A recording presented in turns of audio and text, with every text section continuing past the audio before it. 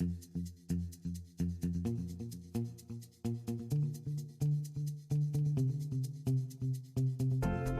are listening to Accessibility Solutions. If you are a business looking to improve your bottom line, then you're in the right place. In this show, we will discuss how making the world accessible is great for business and the economy. My name is Linda Hunt, and I am an award-winning accessibility consultant, speaker, and author, and a longtime advocate for all things related to accessibility. Thank you for joining me. Now let's get started.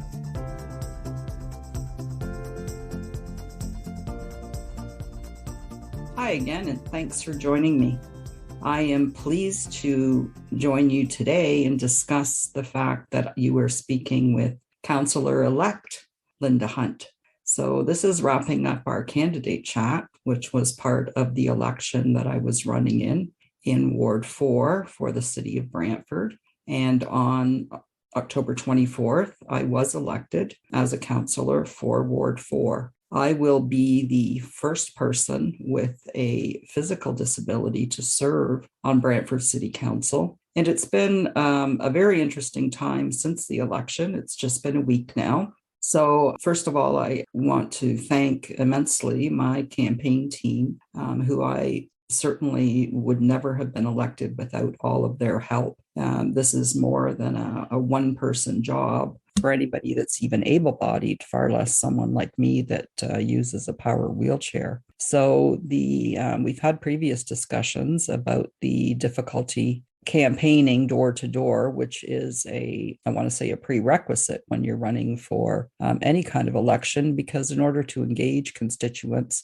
and get them to vote for you, you have to get out and see them, speak to them, talk to them about their issues, introduce yourself, and kind of get across what your qualifications for such a position are. So being able to have people go door to door with me and knock on the door and have constituents come and have engaging conversations with them was really, I'm going to say, one of the key critical points that I was able to accomplish with the help of my campaign team that was volunteering for me in order to be successful in the election. We touched a little bit on ableism, which was something that I did experience. But in the end, I don't think that the disability that I have was a tipping point one way or the other. I want to thank the countless people that have reached out to me since the election. I spent all of the entire next day thanking people for their text messages, their messages on Messenger, phone calls that I received, and comments on our candidate Facebook page.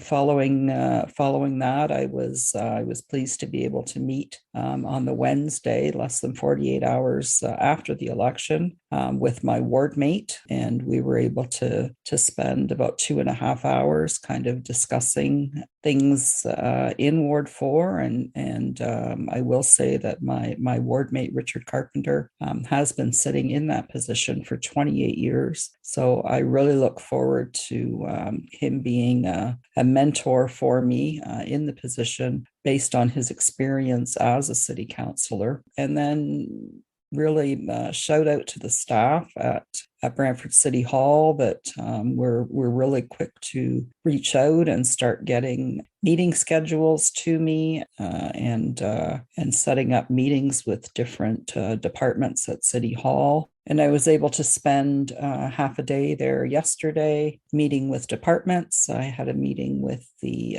mayor and also had a meeting with facilities in terms of accommodations that are going to be required in order to be able to accommodate a city councillor that has a physical disability that uses a power wheelchair. And that was everything from accessing the council chambers where council meetings take place to figuring out how we were going to accommodate my van in the underground parking garage at City Hall, which currently does not have a van accessible spot, certainly does not have a councillor parking spot that is van accessible. So they have been very accommodating.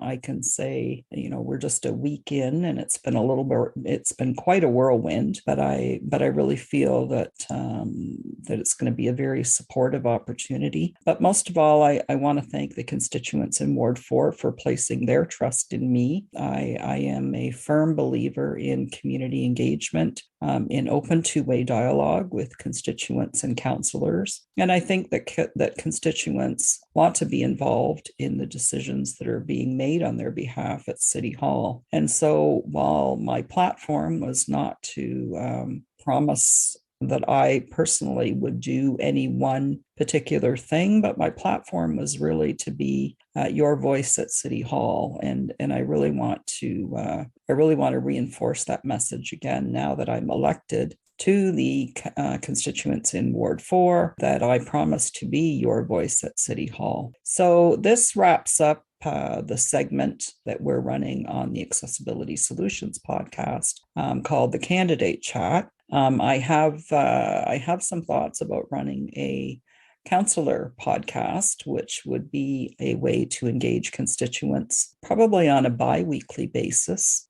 So watch for our announcements, likely in the new year once things get underway, announcements for a councillor podcast to be happening. And in the meantime, you can check out the Linda Hunt Ward 4 Facebook page and find out all about kind of what's going on as I embark on this journey, and I embark on this journey on behalf of the constituents of Ward 4. So again, thank you very much. This has been a very enlightening and educational experience, and one that I'm glad that I was able to share on the podcast with my listeners. And we will be resuming our normal Accessibility Solutions, Making the World Accessible podcast starting next week. And in the meantime, cheers. And thank you so much for listening.